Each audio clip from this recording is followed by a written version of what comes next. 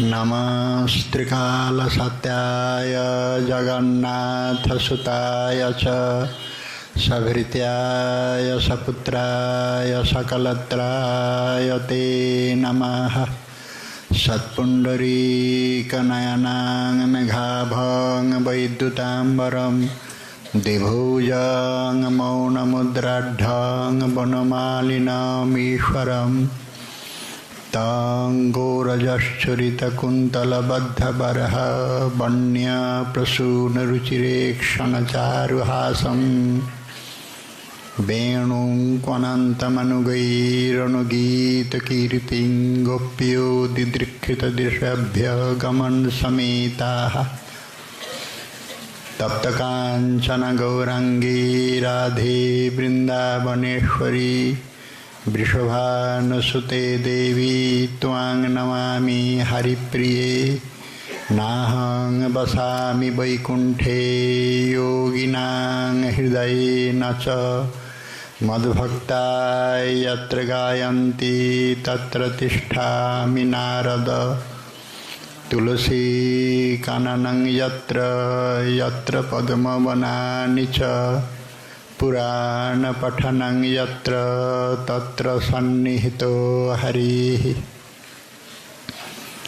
यं प्रव्रजन्त्यमनुपेतमपेतकृत्यं द्वैपायनो विरहकातर आजुहाव पुत्रेति तन्मयतया तरवोऽभिनेदुस्तं सर्वभूतहृदयं मुनिमानतोऽस्मि। वंशाकल्पतरुभ्यश्च कृपासिन्धुभ्यैव च पतितानां पावनेभ्यो वैष्णवेभ्यो नमो नमः।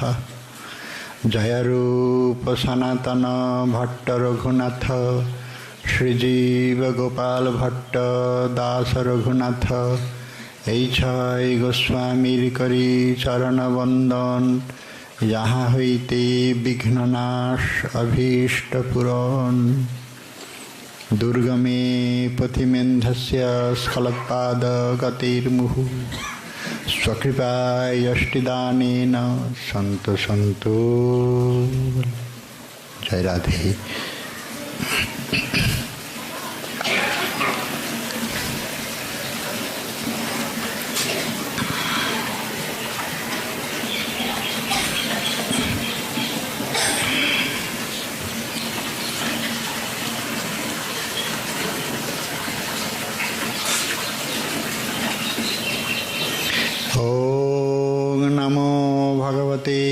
वासुदेवाय। श्री श्री चैतन्य चरितामृतम् आदिलीलायां चतुर्था परिच्छेदः। कोटिकां जिनिरूपि यद्यप्यमार असमूर्धमाधुर्य सामन्हयार मोर रूपी आप्यायित करे त्रिभुवन राधार दर्शने मोर जुड़ाए नयन।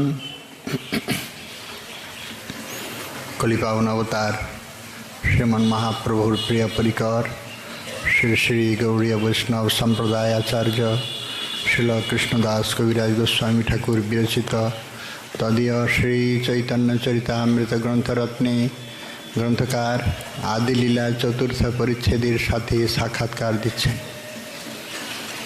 आमादेर आजकेर साक्षात्कारे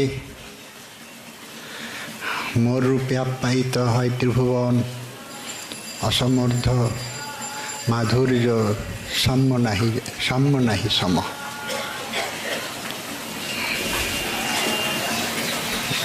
महाप्रभुर अवतरणीर এই অনুভূতি आस्वादन दानी ग्रंथकारीर जे यथार्थ वैष्णवगणेर हृदय के स्पर्श करते पेरेছে তাতেই তিনি কবিরাজ রূপে সুখ্যাত হয়ে আছেন। আমাদের চিত্ত স্পর্শ হওয়া চাই। দৃষ্টিটা মনস্পর্শ স্মৃতি ক্ষণম ভগবস্তুতিতে এরকম বলেছেন। মনটাকে স্পর্শ করবে এইরকম স্নিগ্ধ ইক্ষণ, একবার অন্তর্ভেদী দৃষ্টি। দৃষ্টি যেমন বাইরে না হয়, অন্তর্ভেদী দৃষ্টি মনস্পর্শ স্মৃতি ক্ষণম, এরকম। গোবিন্দ বলছেন আমার রূপে রূপায়িত হয়েছে এই ত্রিভুবন, অপরে কেহ জানুক আর নাই জানুক, অন্তত আমি তো জানি।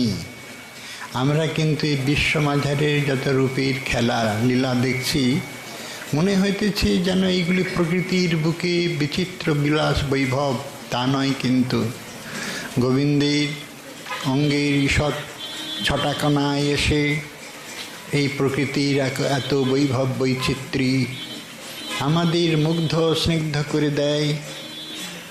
তখন আমরা মনে করি এই বড় বিচিত্র, কিন্তু এর উৎসস্থান কোথায় আমরা অনুসন্ধান করি নাই। এই উৎসস্থান হয়ে যে বলছেন মোর রূপে আপ্যায়িত হয় ত্রিভুবন। গোবিন্দের এরকম রূপ, রূপ দেখে আপনার কৃষ্ণের হয় চমৎকার, আস্বাদিতে মনে ওঠে কাম। কৃষ্ণের যতেক লীলা, সর্বোত্তম নরলীলা, তার নরবপুর। কৃষ্ণের যতেক রূপ, নবকিশোর নটরূপ, নরলীলার হয় অনুরূপ। যত ভগবানের স্বরূপ আছে, মৎস্য কুর্ম বারাহ রাম নৃসিংহাদি যত রূপ আছে, কৃষ্ণের যতেক রূপ, সর্বোত্তম নররূপ। নরলীলার হয় অনুরূপ। লোকবত্ত লীলা কৈবল্যম ইতি নয়াত, লোকবৎ নত লোক।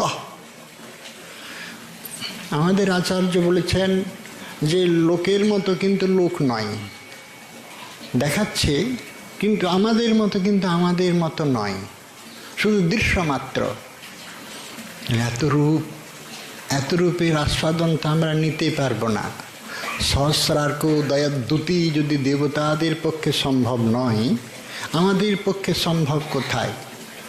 এইখানে তো ব্রহ্মাও তার পার পায় নাই। ব্রহ্মাও স্তব করেছেন, পাই নাই। রূপেরও মহিমা তিনি একটি মাত্র শ্লোকে বর্ণনা করেছেন, নৌমি তীব্রবপুষে তরিদম্বরায় গুঞ্জাবতংস পরিপিচ্ছ লসন্মুখায় বন্যস্রজি কবলবত্র বিষয়ান বেণু লক্ষ্মশ্রী মৃদুপদী পশুপাঙ্গজায়। ব্রজের মাধুরীতে ব্রহ্মা সরসায়িত চিত্ত হতে বাধ্য হয়েছেন। সেই জন্য এই একটি শ্লোকে গোবিন্দের মুগ্ধ বেশের গোচারণ বেশটিকে অঙ্কন করেছেন। বনমালায় বনমালী আজ সুসজ্জিত, নবগুঞ্জার দ্বারা চূড়া বেষ্টিত। তদুপরি গোচারণে যাদৃশ মুগ্ধকর বেশ হওয়া উচিত, তত সেরূপই তিনি সুসজ্জিত হয়ে দাঁড়িয়ে আছেন, একেবারে মুগ্ধ বেশ।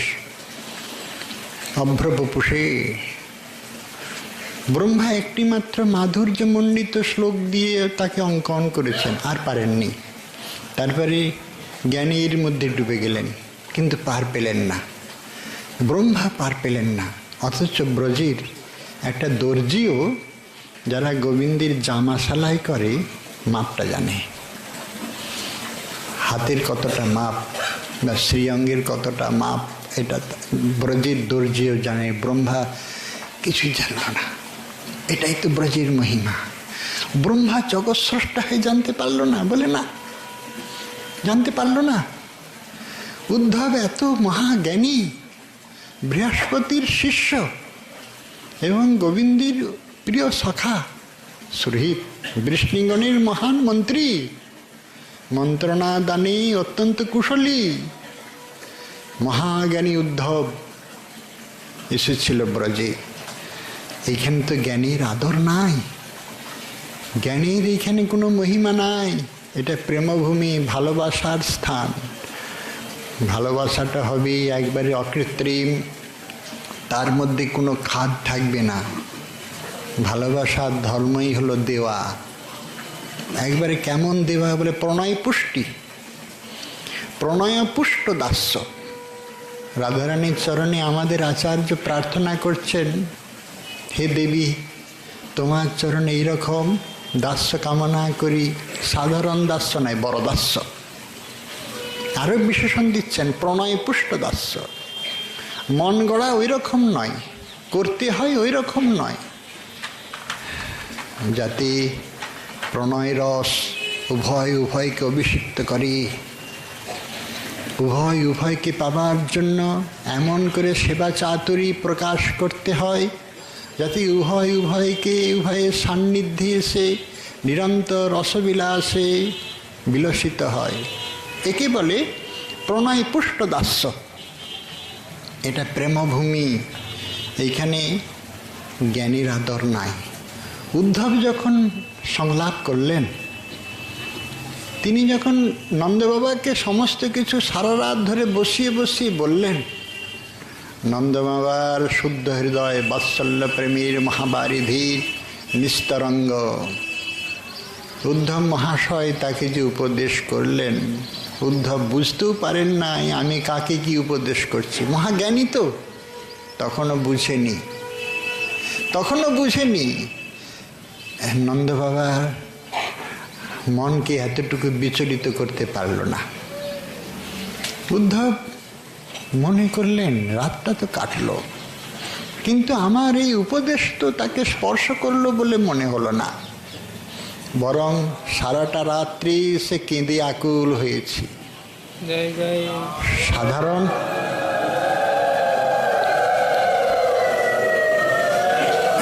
সাধারণ একটি মুদ্রা মনে করেছিলাম, কিন্তু ওটি সাধারণ নয়, অসাধারণ মহামূল্যবান মুদ্রা হারিয়েছি।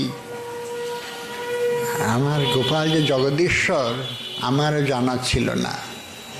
উদ্ধব বুঝতে পারে নাই আমাকে উপদেশ করছে যে আমার গোপালের কোনো পিতা মাতা বন্ধু পরিজন পোষ্য কিছুই নাই।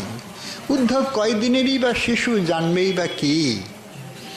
আমার ছেলেটাকে আমি জানলাম না, উদ্ধব জেনে গেল। বাহ! কেহ যদি অস্বীকার করেও তার নামেতেই পরিচয়, যদি অস্বীকার করে বিপরীত ক্রমে, তাহলে নামেতেই পরিচয় হয় আমারই পুত্র নন্দনন্দন। অস্বীকার করলে বিপরীতভাবে আমরা তো বাম দিক থেকে ডান দিকে পড়ি, কেউ যদি বিপরীতভাবে ডান দিক থেকে বাম দিকে পড়ে তাহলেও নন্দনন্দন, ডান দিক থেকেও নন্দনন্দন, বাম দিক থেকেও নন্দনন্দন। অস্বীকার করবে কে? উদ্ধব তো জানে না। উদ্ধবের জ্ঞান তখনও গরিমায় কানায়। মহাজ্ঞানী উদ্ধব তবু বিচলিত হলো না।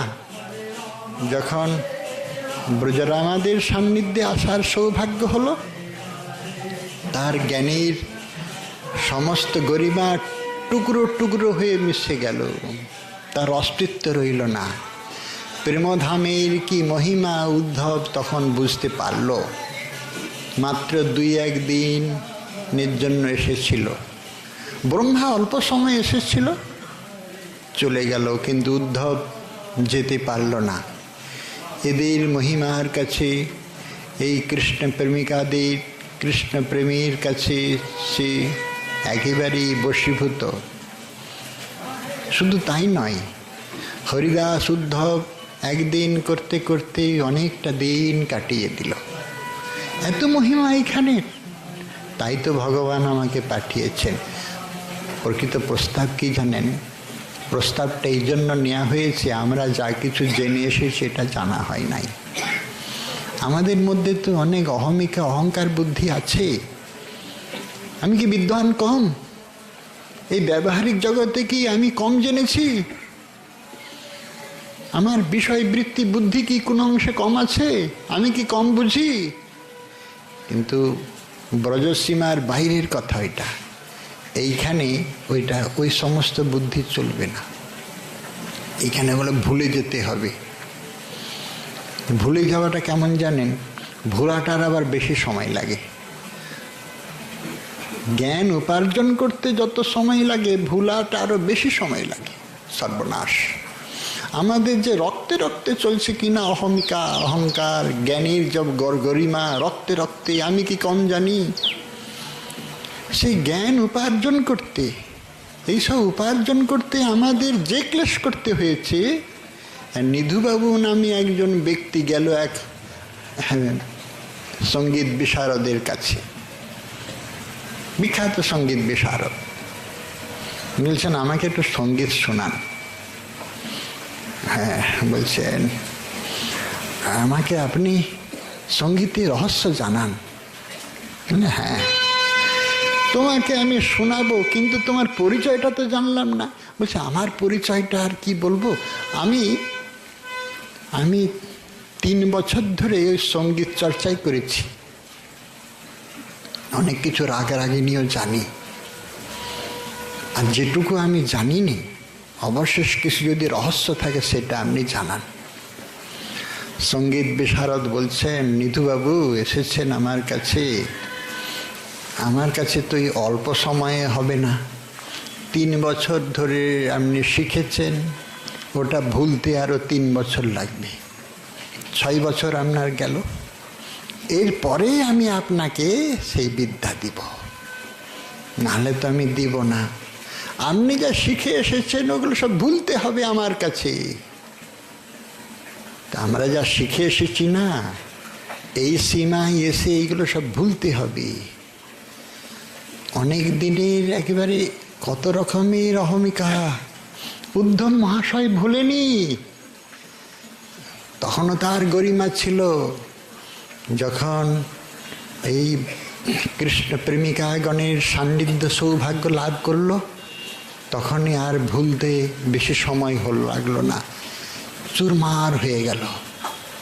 সব জ্ঞান গরিমা একেবারে মিশে গেল ধুলির সাথে। যাবার সময় উদ্ধব একটা তৃণগুল্মের যাচনা করেছিল। আসামহ চরণরিণং জুষামহং শ্যাম বৃন্দাবন কিমপি গুল্মলতৌষধীনাং যা দুস্তজমার্জপতঞ্চ হিত্বা ভেজুর্মুকুন্দ পদবীং শ্রুতিভির্বিমিজ্ঞাম।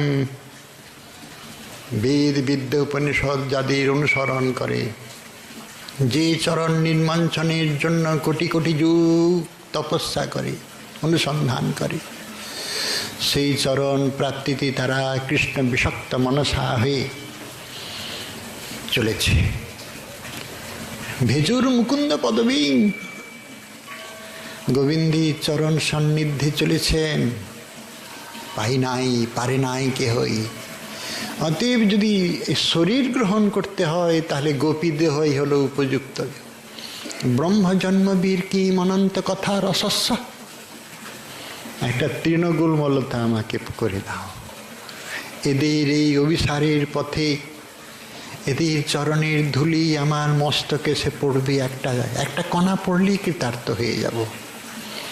তাহলে এদের অনুরাগ অনুরক্তিম হৃদয়ের যা কিছু শ্রীকৃষ্ণের প্রতি বলবতী প্রেম পিপাসা আমার মস্তকে অভিষিক্ত করবে, আমি কৃতকৃতার্থ হয়ে যাব। তাই বলি কি, এই জগতে শুধু ভুলে যাওয়ার পালা, একবারে ভুলে দিতে হবে। আমাদের তো এমনি বলেছেন রিপুবশ ইন্দ্রিয় হইল, তার মানে কি জানেন, বহুদিনের রিপুবশ। এমনিতে বলছি রিপুবশ ইন্দ্রিয় হইল, মানে ইন্দ্রিয়গুলো বাইরের, তো ভিতরের থেকে রিপুর তাড়না এসে উপস্থিত হয়, আমরা তখন কর্তা বলে অনুভব করে থাকি। কাম ক্রোধ লোভ মোহ এইগুলো কিন্তু বাইরে ইন্দ্রিয়ের কাজ নয়, অন্তরের থেকে প্রেরিত হয়, অন্তরের থেকে এগুলো উঠে আসে, বাইরে অভিব্যক্তি হয়। আমরা ক্রোধ হলে চিৎকার করি, বাইরে সমস্ত অঙ্গগুলো এইরকম ক্রোধে আরক্তিম হয়ে যায়। কাম ক্রোধ লোভ মোহ এগুলো বাইরের জিনিস নয় তো, এই জন্যই তো রিপুবশ ইন্দ্রিয় হইল। সব অন্তরের, সবটাই অন্তরের, সবটাই মানস ক্ষেত্রে, এই বহির্বৃত্তিতে কিছুই নাই। এই ভুলটা আমাদের আগে ভুলতে হবে, এই ভুলটা ভুলতে হবে। এটা যে বারে বারে ভুল করেছি, মানে বারে বারে ভুল করেছি মানে কি এই জন্মে ভুল করি নাই, ভুলের অভ্যাসটা বহু জন্মের। বারে বারে ভুল করেছি, রিপুবশ ইন্দ্রিয় হইল, বহুবার ভুল করেছি, এই ভুলটাকে ভুলে যেতে হবে। তার মানে কি হবে, দৌ নয় প্রকৃত্যর্থঙ্গময়তঃ ইতি নয়াৎ। ভুলকে ভুলে গেলে কি হবে, তখন ঠিক পাওয়া যাবে। দুটো ভুল এক জায়গায় থাকলে তখন সঠিক হয়। এই জন্যই এখানে জ্ঞানের আর কোনো নিজের অহমিকা অহংকার কিছু চলে না। এটা ভালোবাসার রাজ্য। ভালোবাসা দিয়ে মানে প্রণয় পুষ্ট দাস্য, অন্য কিছু নাই। প্রণয় পুষ্ট দাস্য, দায় সারা নয়। দায় সারা করতে হয়, করছি, ওই রকম নয়। মনের একান্ত আকুতি, ওইটাই হলো আমাদের মনের পাওয়ার পিপাসা, ওটাই হলো জাগৃতি, ওটাই হলো আমাদের মহাজাগরণ, ওটাই হলো সাক্ষাৎকার, ওটাই স্ফুরণ মনন স্মরণ, ওটাই সর্বস্ব ধন। তাই গ্রন্থকার বলছেন, কোটিকাম যিনি রূপ যদ্যপি আমার কোটিকাম যিনি। গোবিন্দের এরকম রূপ বর্ণনা করেছেন উদ্ধব বিদুর সংবাদে একটা শ্লোকে বর্ণনা করেছেন। উদ্ধব বর্ণনা করছেন বিদুর মহাশয় শ্রোতা। জন্মর্তে লীলোপৈকং সযোগ মায়া বলং দর্শয়তা গৃহীতং বিস্মাপনঞ্চ শস্ব সৌভগর্দি পরং পদং ভূষণং ভূষণাঙ্গম। একটা শ্লোক। মর্তলীলার উপযুক্ত তিনি দেহ ধারণ করেছেন, মায়া বিড়ম্বিত গোপালচ্ছদ্মনা লীলয়া তিনি গোপরূপ ধারণ করেছেন। এই গোপবেশ বেণুকর, নবকিশোর নটবর, নরলীলার হয় অনুরূপ, যেমনটি হওয়া উচিত অতিক্রম করেননি। নরলীলাকে, একটা মানুষের যা কিছু আচরণ তাকে অতিক্রম করেননি, অথচ এইভাবে অসুর মারণা দিয়ে লীলা সব হয়ে গিয়েছে। লীলা কাকে বলে? স্বেচ্ছায় যা কিছু আনন্দের আচরণ তাকেই লীলা বলে। হ্যাঁ, তাকেই। তার জন্য কারোর অভিনয় বা প্রেরণার প্রয়োজন হয় না। শিশুরা যখন খেলে কেউ বলে দেয় নাকি এরকম করে খেলো, তাদের ইচ্ছানুসারে মনের উচ্ছ্বাসে খেলে। একজন আর একজনের সঙ্গে মিলিত হয়ে কখনো ছুটছে, কখনো খেলছে, কখনো পড়ছে, কখনো কাঁদছে, কখনো কিছু হচ্ছে। শিশুরা যে খেলে কারোর দ্বারা প্রেরিত হয়ে, ভগবানের এই খেলাটার, এরকম খেলাটার নামই হলো লীলা। এটারই নাম লীলা। এটা সহজ ভাষায়।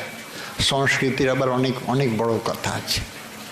আমরা সহজভাবে বুঝলে সহজ হয়, জটিলভাবে বুঝলে জটিল হয়। তাই আমরা সহজভাবে বুঝলে ভালো হয়। তো এই যে একে বলে লীলা। তো ভগবানের যত রূপ, যত লীলা, যে রূপ আছে না, সব সময় এই রূপটা নিত্য কৈশোর। রাধারানীর যখন রূপ দর্শন করছেন, গোবিন্দ আর স্থির থাকতে পারছেন না, আর স্থির নাই। আমার রূপে এত মোহিত ত্রিভুবন, এত মোহিত, আর আমি মোহিত হয়ে যাচ্ছি। জগৎ মোহন কৃষ্ণ তাহার মোহিনী, অতএব সকলের পরা ঠাকুরানী। গোবিন্দ আমাদের ভুবন মোহন সত্য, কিন্তু আরও বেশি সত্য ভুবন মোহন মোহিনী আমাদের রাধা ঠাকুরানী। ভুবন মোহন মোহিনী তাকেও মোহিত করে।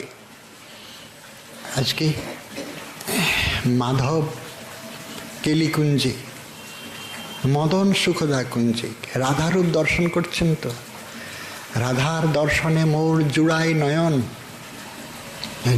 নয়ন জুড়াবে কি করে? এর আগে কি তুমি দেখনি ঠাকুর? তুমি কি এরকম দেখনি সুন্দর মূর্তিখানি?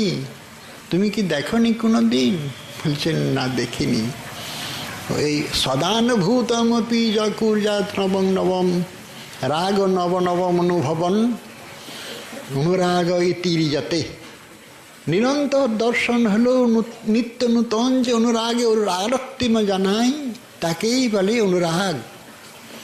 নূতন নূতন চির অতৃপ্তির মধ্যে যে মিলন, মনে হয় আরও অতৃপ্তি, সেই জন্যেই মিলন হয়। প্রথম মিলনের মতো অত খুবই চমৎকার কৃতি,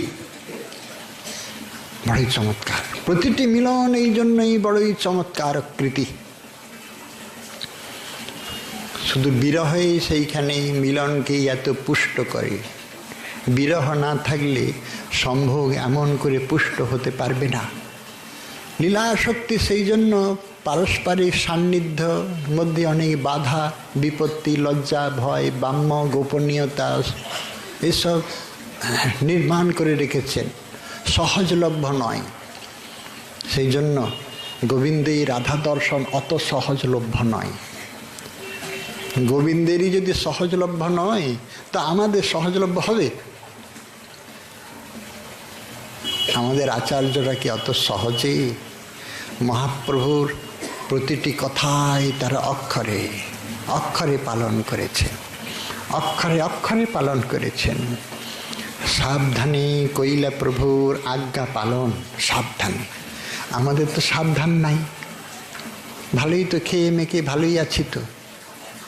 সাবধানে কৈলা প্রভুর আজ্ঞা পালন এই কথাটা তো আমরা বুঝি নাই, আর বুঝতে হবে নাই। এখন জমের দ্বারে যেতে হবে, আর বোঝা হয়ে গেছে এইবারে, আর বোঝার দরকার নেই। মহাপ্রভুকে সামনে রেখে আমরা যা বুঝেছি, প্রভু যদি এসে জিজ্ঞাসা করবেন না, আমাদের দেখে শুনে পালিয়ে যাবেন, বলে বাবা রে তোরা ভালো থাক, সুখে থাক, আরো সুখে থাক, তোরা যা করছিস ভালো করছিস, আরো ভালো কর।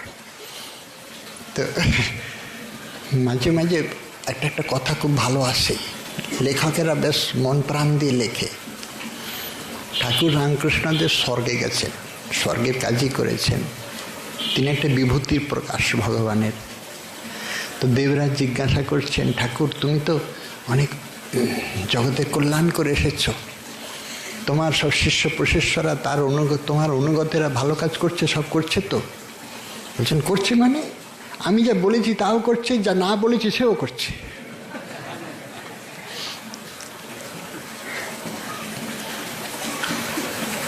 মহাপ্রভু যা বলেছেন তা করছি কিনা জানি নাই, তিনি যদি এসে দেখেন হ্যাঁ আমি যা বলেছি করছি, যা না বলেছি সে ওটাও করছে।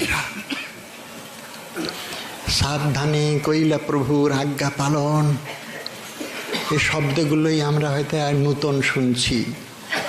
সাবধান, আবার প্রভুর আজ্ঞা, আবার পালন করা। আমাদের কি করে হবে বলুন? হওয়ার তো কোনো রাস্তা নাই।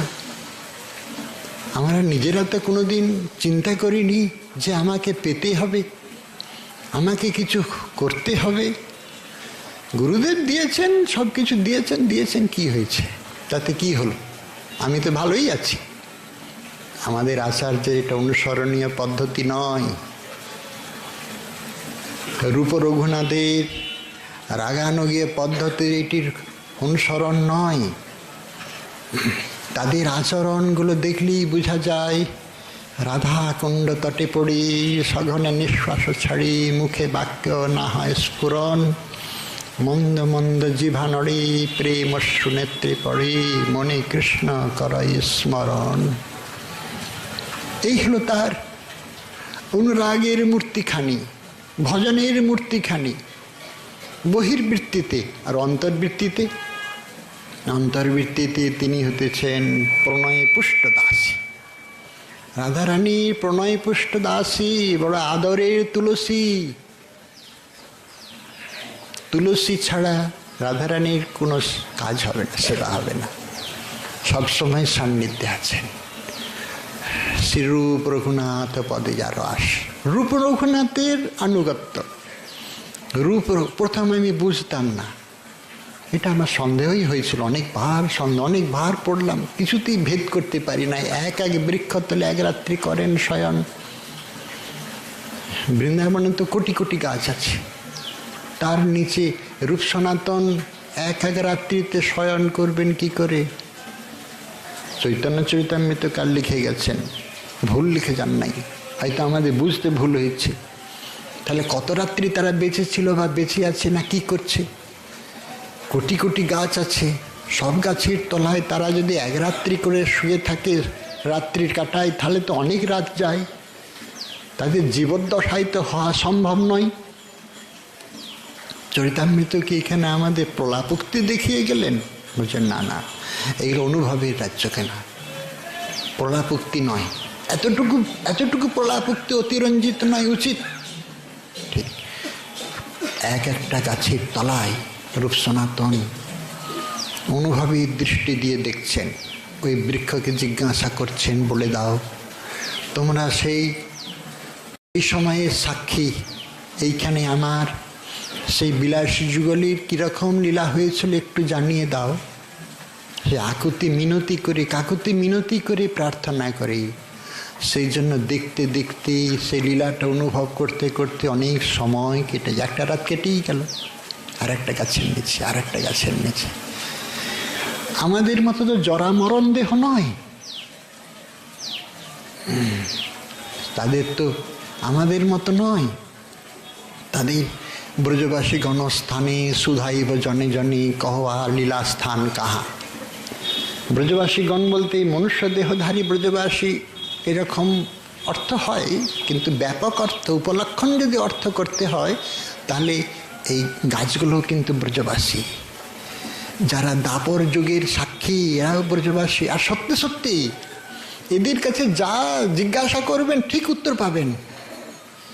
আপনি যদি হিত উপদেশ চান ঠিক উত্তর পাবেন, তবে একটু মরম দিয়ে একটু অনুভব দিয়ে তাকে জিজ্ঞাসা করতে হবে, তবে উত্তর পাবেন। এটা আমি খুব জোর গলায় বলতে পারি, উত্তর পাবেন। এরা সব ব্রজবাসী। ঠাকুরমশাই বলে গেছেন, কি ভুল হবে? সব জায়গাতেই জিজ্ঞাসা করবো, কহ আর লীলা স্থান কাহা, ভোজনের স্থান কবে নয়ন গোচর হবে, আর যত আছে উপবন তার মধ্যে বৃন্দাবন, আর উত্তম দাসের মন আশা করি যুগল চরণ। গোবিন্দের রাধারূপ দর্শন আমাদের দৃষ্টি নয়, গোবিন্দের নয়নে রাধারূপ দর্শন।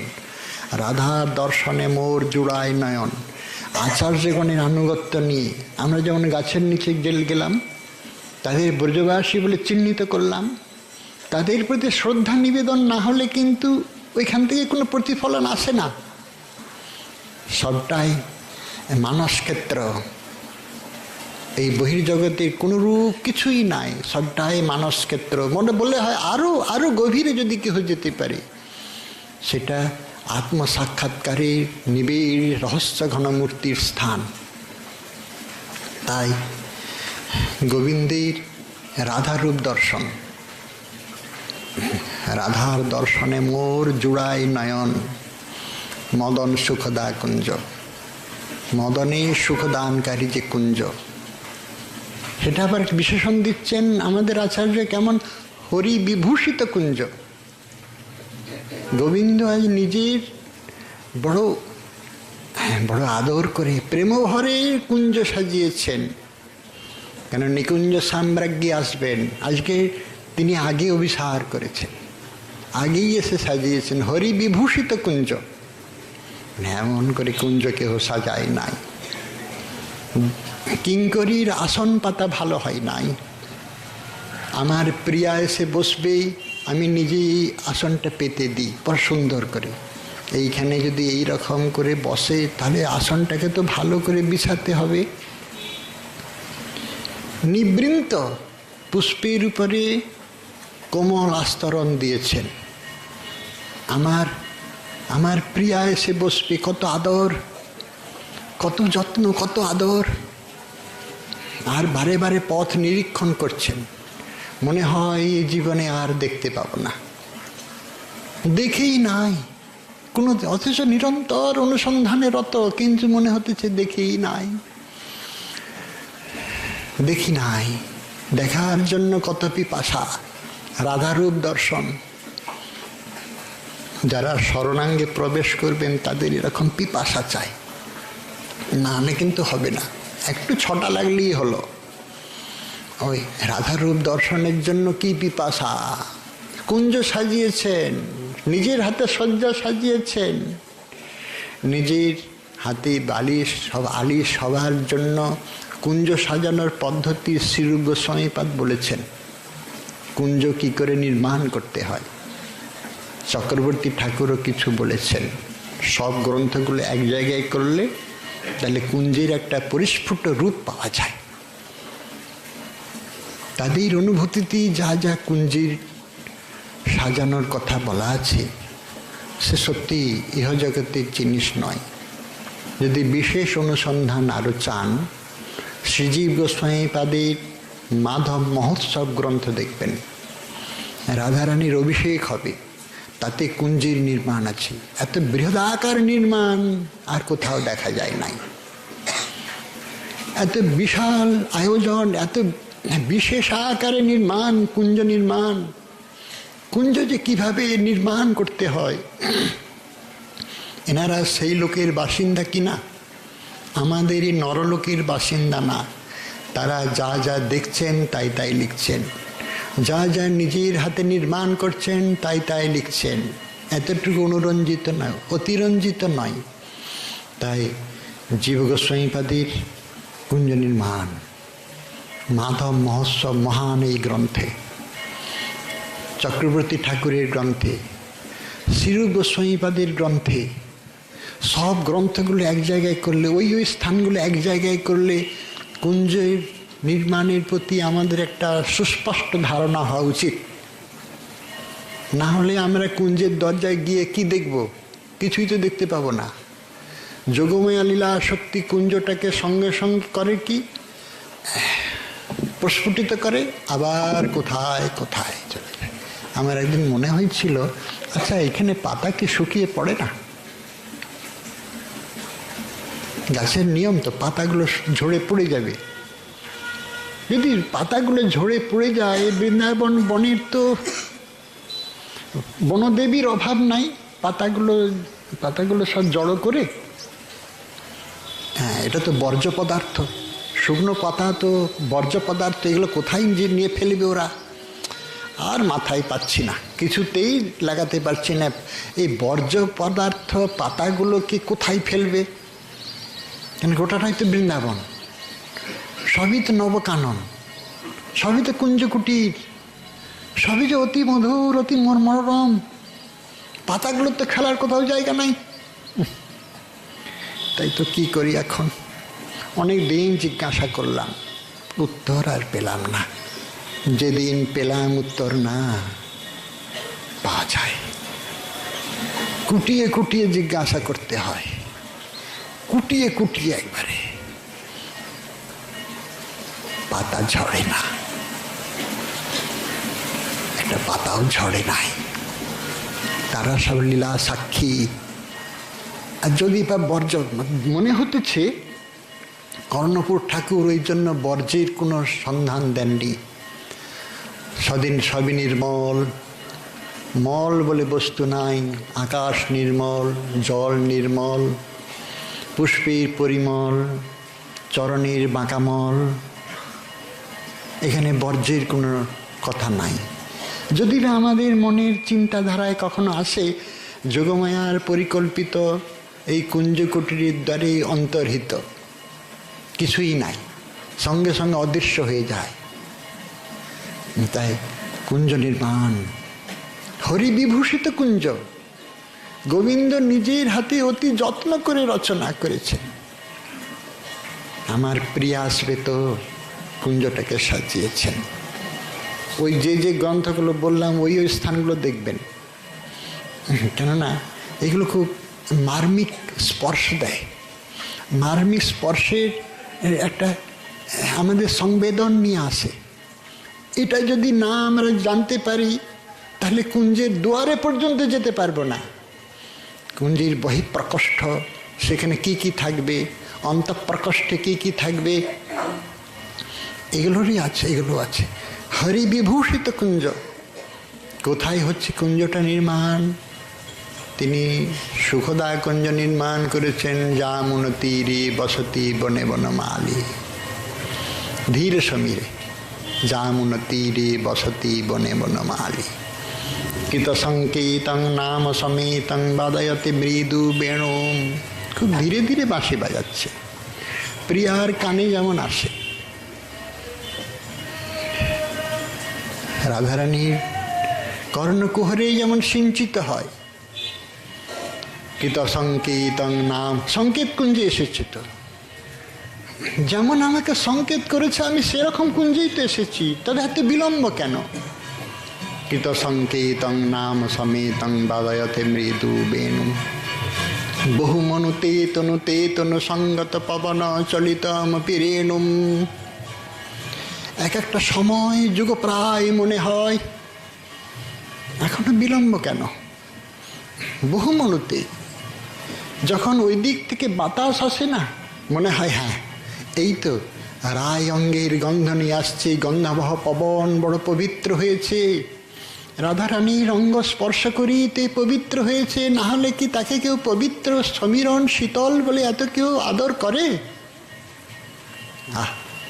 বুঝিবা সেই অঙ্গগন্ধের সেই সেই সুগন্ধ কণাগুলো ছড়িয়ে আমাকে শীতল করতে এলো। বহু মনুতে তনু সঙ্গত পবন চলিতমপি রেণু। বুঝিবা পততি পতত্রে বিচলিত পত্রে শঙ্কিত ভবদুপযানম। একটা পাতা ঝপ করে পড়ল, একটা পাতা পড়ল, এই তো বর্জ্য পদার্থ আমরা দেখলাম, একটা শুকনো পাতা পড়ে গেল। তাহলে কি কবি জয়দেব ভুল লিখছেন? বলছেন না, লিখছেন ভুল লিখছেন না, নিশ্চয়ই আছে। পাতাটা যদি শুকিয়ে না পড়ে না, ওদের মনে বিস্ময় আসবে, কিন্তু পাতাটা কেমন করে অন্তর্ধান হয় এটা তাদেরও জানা নাই। এইখানে বর্জ্যের কোনো স্থান নাই। হয়তো শিশির বিন্দু একটা পড়লো ঠক করে, পাতাটা একটা পড়লো, পততি পত্রে পতত্রে বিচলিত পত্রে, পাতাটা একটু শব্দ হলো, এই আসছে, এই আমার প্রিয় আসছে। শঙ্কিত ভবদুপযানম। রাজনন্দিনী আর দেরি করো না, সংকেত কুঞ্জে হরি চলে গিয়েছে তো, হরি বিভূষিত কুঞ্জ। এইবার এই স্থানেতে আমাদের স্মরণাঙ্গ সাধকের অনেক বেশি কর্তব্য আছে। রাধারানীর অভিসার, রসশাস্ত্রের নিয়মানুসারে নায়িকাকে আগে অভিসার করতে হয়, কিন্তু কখনো কখনো এর ব্যতিক্রম হয়, নায়কও আগে অভিসার করে, কখনো আবার যুগ্মাভিসার হয়। এই আবার কেমন কথা? যুগ্মাভিসার শুনেছেন? এই মহাত্মাদের সাথে বসা উঠা করলে একটু শোনা যায়, অনেক পুরানো মহাত্মাদের সাথে। যুগ্ম অভিসার আবার কেমন সর্বনাশী কথা রে বাবা। আমরা তো একক অভিসার শুনেছি। চক্রবর্তী ঠাকুর ক্ষণদা গীত চিন্তামণি লিখেছেন, বিখ্যাত গ্রন্থ। আর ক্ষণদা না পড়লে কিন্তু অভিসারের কিচ্ছু বোঝা যাবে না। অভিসার হলো প্রদোষ লীলার একটি বিশেষ বৈশিষ্ট্যপূর্ণ লীলা।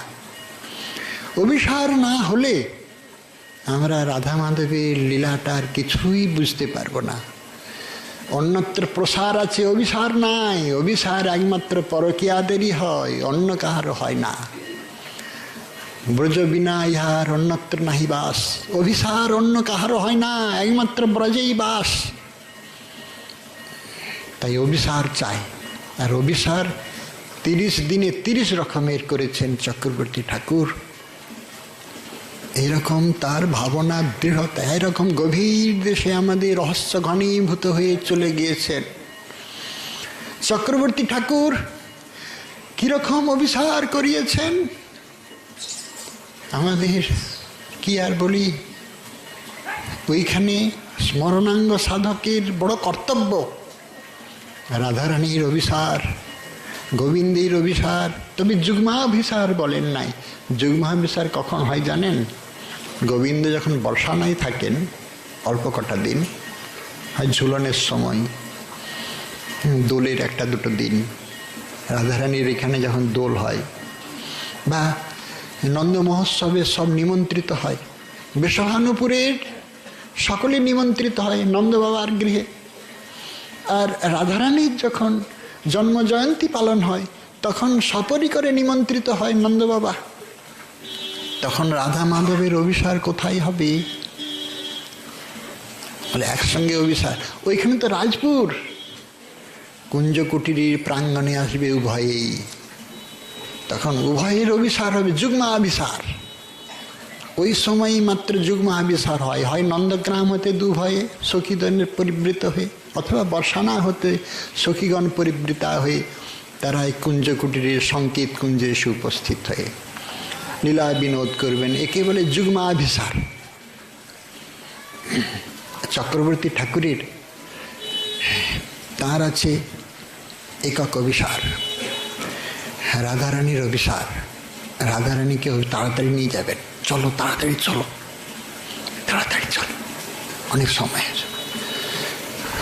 জ্যোৎস্নাভিসার হয়, নৈশাভিসার হয়, মানে অন্ধকারের অভিসার হয়। জ্যোৎস্না রাত্রির অভিসার ভিন্ন ভিন্ন রূপে হয়।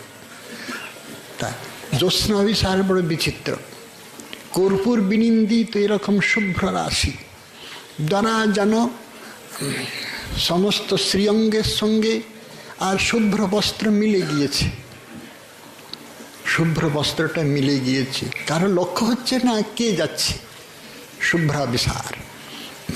শকশকভৃত অভিসারে শশীলাঞ্ছন চন্দ্রোদয় হয়ে চারিদিকে একবারে ফুটফুটে জ্যোৎস্না, সেই সময় অভিসার করতে হবে। আর ঘন আঁধিয়ার, ঘন অন্ধকার, কিচ্ছু দেখা যায় না, কুজ্জুটিকা অন্ধকার। সেখানে সাদা নয়, সেখানে নীল বসন, নীল বসনে মুখ ঝাঁপিয়াছে আধা।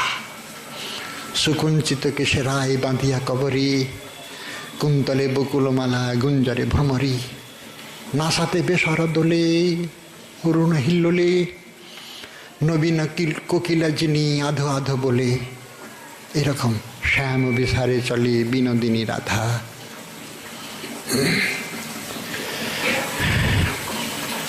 নীল বসনে মুখ ঢাকিয়াছে আধা। এই সময় দেবীকে নিয়ে যেতে হবে। আমরা সেখানে অন্য কোনো ঐশ্বর্যের সম্বোধন দেখিনি। আমাদের আচার্যরা ঐশ্বর্য দেবী, সুন্দরী, স্বামিনী, সুভগমুখী, সুধামুখী। দাসী কি কোনোদিন এরকম সম্বোধন করতে পারে? বলে এটাই হলো প্রেম রাজ্যের সম্বোধন। এই সম্বোধনের মধ্যে এক একটা লীলা এমনভাবে রসায়িত হয়ে আছে না, এই সম্বোধনেই দেবীর সর্বাঙ্গ পুলকিত হয়। সুধামুখী সম্বোধনেতেই সর্বাঙ্গ একেবারে হেমগৌরী পুলকিত হয়ে থাকে। এক একটা সম্বোধন বড় রসের সম্বোধন, তার সঙ্গে লীলাটা একবারে বুঝিয়ে দিলেন। সেই জন্য স্মরণাঙ্গ সাধকের এখানে অনেক বেশি কর্তব্য। গোবিন্দ সংকেত কুঞ্জে প্রতীক্ষা করছে, চলো তাড়াতাড়ি। কমল বয়ন কনকাকাতি। আমি একটা শুক্লাভিসার দেখি, মহাজনের অনুভূতিতে কেমন। জ্যোৎস্নাভিসার, সমস্ত ঋতুতে সব অভিসার।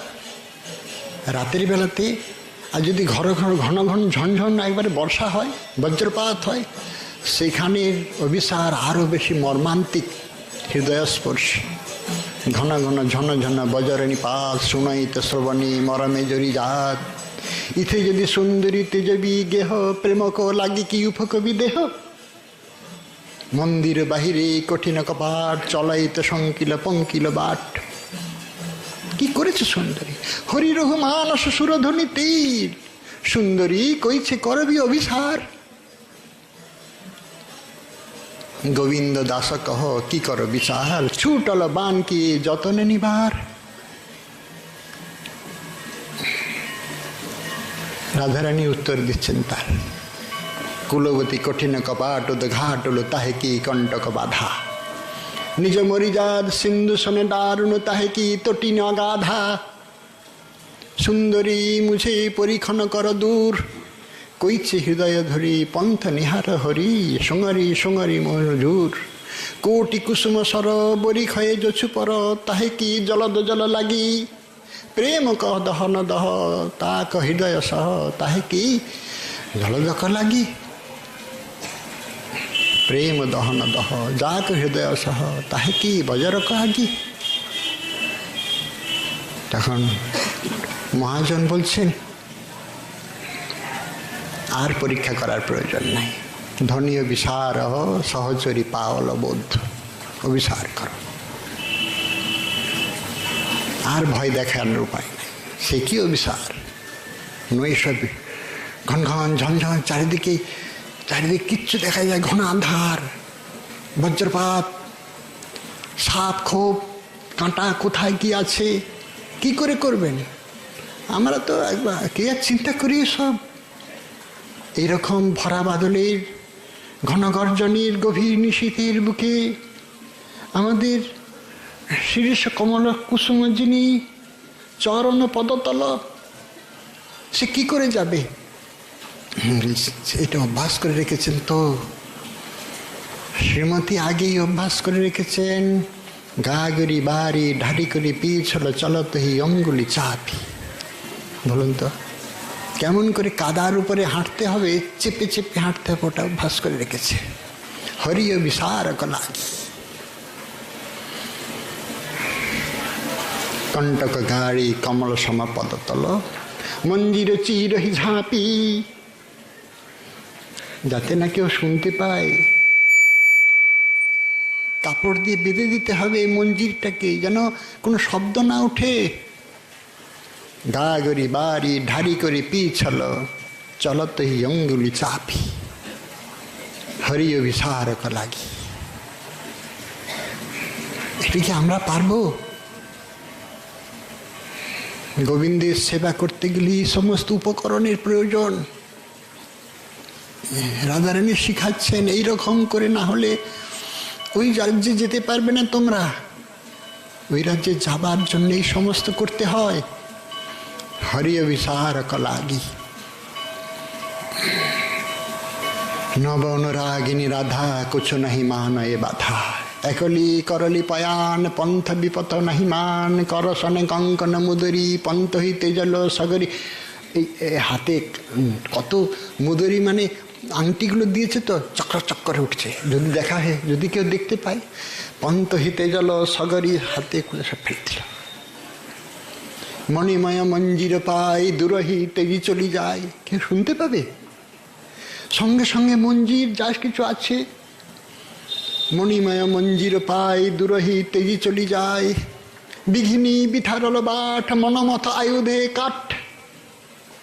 রাস্তা কোথায় ঠাকুরানী? তোমার রাস্তা কোথায়, কোন দিকে কিছুই জানো নাই তো? যে মনমত আয়ুধে কাঠ।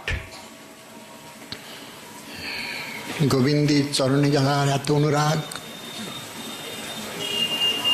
তার রাস্তা আমরা হয়ে যায়।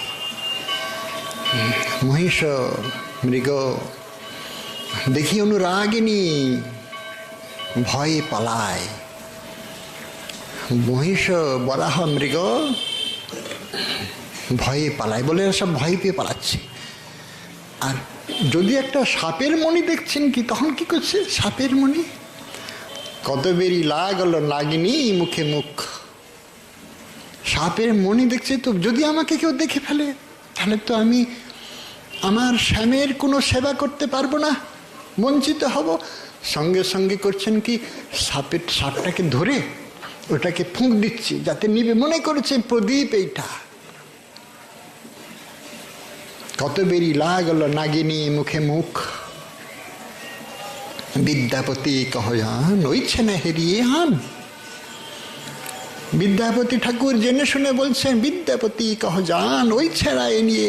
আর আমি এইরকম দেখিনি, অনুরাগিনীর অভিসার আমরা এইরকম আর দেখিনি। এরকম ঘোরতম বেলা, জ্যোৎস্না অভিসার আমরা দেখব। জ্যোৎস্না অভিসার দেখব। কমল বয়ন কনক কান্তি, মুকুতা নিকরে দশন পাতি। মানে মুক্তাকে তিরস্কার করে, মুকুতার নিকরে দশন পাতি। দশন তো নয়, দন্তরাজি পঙ্ক্তিমা তো নয়। মনে হতো যে যেন কোন নিপুণ শিল্পী একটা একটা করে মুক্তা বসিয়ে দিয়েছে। নাসা তিল মৃদু কুসুমতুল, কাজর সাজল দিঠি দুকুল, চললি হরিণী নয়ানি রায়, ত্রিভুবন যেন উপমা নাই। ত্রিভুবন যেন উপমা নাই। চললি হরিণী নয়ানী রায়, ত্রিভুবন জন উপমা নাই। অরুণ অদরে হসন ইন্দু, চিবুকে মধুর শ্যামর বিন্দু। ওহ, এটাও পদকর্তা দেখছেন, অতি ক্ষুদ্র বিন্দু তো। বলে ওটাও দেখতে পাচ্ছ তুমি? দেখবো না, নাহলে সেবা করবো কি করে? অরুণ অধরে হসন ইন্দু, চিবুকে মধুর শ্যামর বিন্দু। কুচ কুচ যুগ কনকগিরি, হিয়ার মাঝারি মানিক ছিরি। পবন তরল বসন মেলি, দামিনী জয়ছে দামিনী জয়ছে চন্দ্রিকা বেলি, চন্দ্রিকা মেলি। কুচ কুচ যুগ কনকগিরি, হিয়ার মাঝারি মানিক ছিরি। আর কেমন করছেন? বিদ্রুম বেদি সময় সাজ, নদী রবি সিনায়াত তটিনী মাছ। মানে যেমন মনে হচ্ছে জলের থেকে বালার্ক সূর্য উদ্ভূত হতেছে, সূর্যোদয় হতেছে। রবি সিনায়াত তটিনী মাছ। রাধারানীর কোটিতটে কাঞ্চি কলা ক্ষুদ্র ঘণ্টিকা এইভাবে শোভিত হতেছে যে প্রবাল বিনিন্দিত মণিরাজের দ্বারা। হ্যাঁ, রবি সিনায়াত তটিনী মাছ।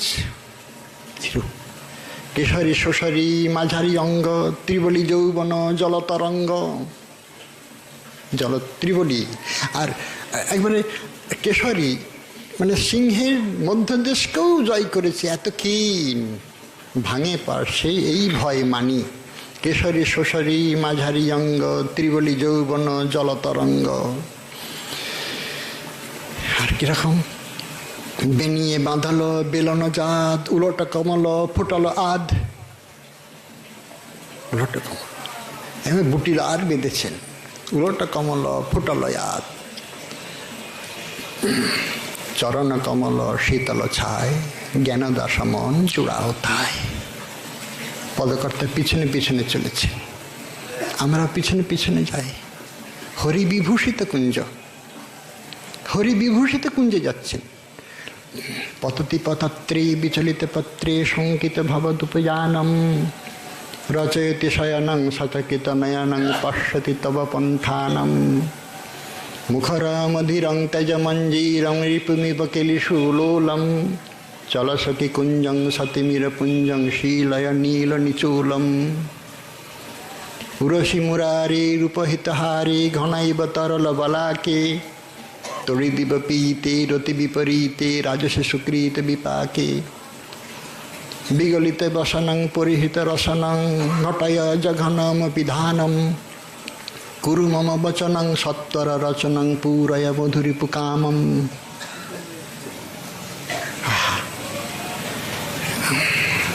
হরিমিব হর্ষ নিধানম। এরকম সখীরাও বলিহারি যায়। রাধারানী মন্থরগামিনী হয়ে চলেছেন, দ্রুতগামিনী যেতে পারছেন না তো। গুরু আর নিতম্ব ভারে বেশি দ্রুতগামিনী হতে পারছেন না তো, কিন্তু চলেছেন। তাড়াতাড়ি চলো সুন্দরী, তাড়াতাড়ি চলো। ন করু বিলম্বিনী গমন বিলম্বন মনুষর তং হৃদয়েশম। ন করু নিতম্বিনী, নিতম্ব ভারে তুমি যেতে পারছো, তাড়াতাড়ি চলো। ন করু নিতম্বিনী গমন বিলম্বন মনুষর তং হৃদয়েশম। চলো চলো, তাড়াতাড়ি চলো, তাড়াতাড়ি চলো। তোমার জন্য প্রতীক্ষিত হয়ে আছে, তাড়াতাড়ি চলো। কুঞ্জে সে কুঞ্জের নিকুঞ্জে সাম্রাজ্ঞে উপস্থিত হলো হরি বিভূষিত কুঞ্জে। রাধারানী যখন কুঞ্জি কুটির ভিতরে প্রবেশ করছেন না, গোবিন্দ দর্শন করছেন। রাধা দর্শনে মোর জুড়ায় নয়ন, জনম অবধিয়াম অরূপ নিহারিণু নয়নী নাতিরপিত ভেল। এরকম রূপ যে ত্রিভুবনে হয় আমার জানা নাই। মদন মোহন সেও মোহিত হয়ে গিয়েছে। ভুবন মোহন মোহিনী, ভুবন মোহন মোহিনী। ভুবন মোহন মদন মোহন করেছেন কি, বড় আদর করে আসন পেতে দিয়েছে, তো আদর করে বসিয়েছে, চরণের নিচে বসেছে। আমার জন্য রায় এত কষ্ট করেছ, বৃন্দাবনের কণ্টকাকীর্ণ শুষ্ক কঠিন ভূমির উপরে তোমার এই কোমল কমল দল বিনিন্দিত এই চরণটা বিন্যস্ত হয়েছে। না জানি কত ব্যথা, কত কষ্ট হয়েছে, আমার জন্য তুমি কষ্ট করে এসেছ। বারে বারে ওই চরণকে নির্মঞ্চন করছে। একটু ঘর্ম হয়েছে তো, তখন সখীগণ কর হতে চামার লইয়া হাতে বীজত মৃদু মৃদু বাই, নিজের হাতেতেই বেজনি করছে, বীজত মৃদু মৃদু বাই। ও কর কমলে রায় পদযুগ মুছ হয়, নিরক্ষত থির নহে আখি। বারম্বার দর্শন করছেন, নিরক্ষত থির রহ আখি, এরকম দর্শন। চরণটা পেয়েছে তো, রায়চরণ পাওয়া তো অত সহজ নয়। রায়চরণ পেয়েছে, অত সহজ নয়। গোবিন্দ পেয়েছেন আজ হরি বিভূষিত কুঞ্জে, গোবিন্দ নিজেই কুঞ্জ সাজিয়েছেন, সেইখানে আবার রায়চরণকে পেয়েছেন, সেইখানে কীরকম লীলা মাধুরী আস্বাদন করছেন। এটা আমাদের আচার্যগণ করেছেন। সেইখানে লীলা মাধুরী কেমন আস্বাদন হবে। হরি বিভূষিত কুঞ্জ, নিজেই কুঞ্জ সাজিয়ে নিকুঞ্জের অধিক দেবতাকে বসিয়েছেন। দেবতার এবার বসালে পূজা করতে হবে তো, দেবতাকে বসিয়ে আসন দিয়ে তাকে পূজা করতে হবে তো। তো সমগ্র পূজার উপকরণ নিয়ে এসে উপস্থিত হয়েছেন স্বয়ং হরি। সেই পূজাগুলো কেমন হবে আমাদের আচার্যের আস্বাদনে দিয়ে আমরা আগামীকাল একটা আস্বাদন করব। নিতাই গৌর হরি। জয় রাধে।